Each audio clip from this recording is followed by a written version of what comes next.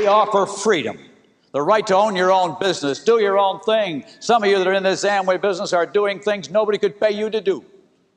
If your job, regular job, asked you to go out nights and talk like that and meet in living rooms like you were sneaking around town, you could say, you got to be out of your tree. I wouldn't do anything like that. But you're doing it because it's your business and you're free.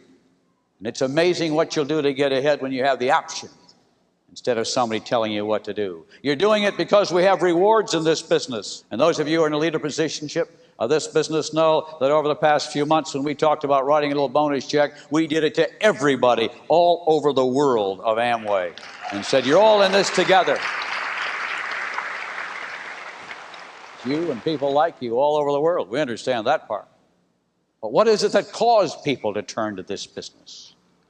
And I believe it is because of the loving, caring attitude of the people.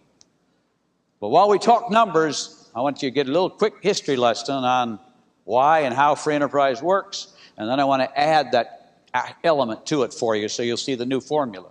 In all the years that I gave that old talk, we always did it this way. We talked about MMW. That is man's material welfare. We are talking simply here about the economic system and what provides food, shelter, and clothing for people. How do we get cars? Or how do we get food? How do we get furniture? How do we build houses? What makes these things happen? And why does the free enterprise system and the countries that practice it have so much more than those that don't? We know that if we pay the price, we can have it too. And that's what that system and that part of the world has got to learn. My concern, however, as we move forward, is that those new economies discovering free enterprise will forget the third element that's important to that, and that is what the title of this speech is, the compassionate capitalism. Because I believe that is the glue that makes our business function. And when we learn that, and in our experience and looking back at our 32 years, I think we know that this business has been held together by dedicated people who really understood that even though we never defined it. In the early days of this business, we focused. We did things with a sales plan.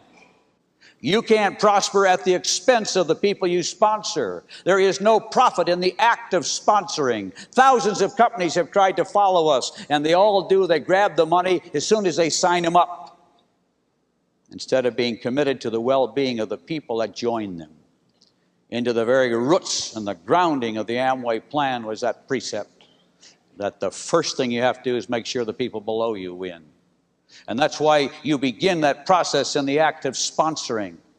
And that's why so many of your uplines spend more time worrying about your achievement than you spend worrying about your achievement. Your directs and your diamonds and those people, they stew all day and all night about how to make you successful. Because this plan is oriented to helping the lowest man climb the ladder. As long as we keep our focus on that, we'll do well. When I left after the first meeting today, I walked out and some lady stopped me. She said, I can't tell you how happy I was to hear what you said today. She said, my group, all they talked about was making money, driving bigger cars. And she said, nobody ever talked to me about what you're talking about. This is what makes this thing work. This is what the heart and soul of the Amway business is all about. How come I never heard it? Well, maybe some of us never understood it. The business is driven by a compassionate and caring attitude. And that's why it's something we must carry forward as we move forward in the world. As we move out into the world, it's going to become more important than ever that we develop the compassionate attitude for everybody that we touch. That means you'll be giving, and it is my belief that that's what drives this business. And that's why some of you stay in this business even when you feel like quitting, because you know somebody really deeply cares about your well-being and your achievement. And as long as we keep that as a priority in our business, we all are going to be winners whether we make a lot of money or whether we don't. We're going to begin to have a new attitude towards our children and our families. Many of you are in this business unselfishly. You have joined this organization so you can help your children get a better education and do better things in their life. And that's why you have a responsibility in this business to be an achiever so you can be a hero and an example for others to follow. Some of you live in communities where not many people are making it.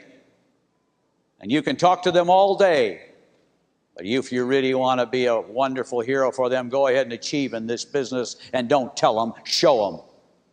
And when you show them that you can do it, then they'll know they can do it.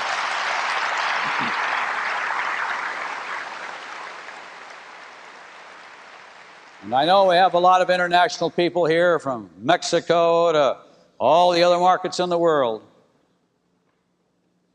But I can tell you something, we never did well in any foreign market because a bunch of Americans came over there and did well.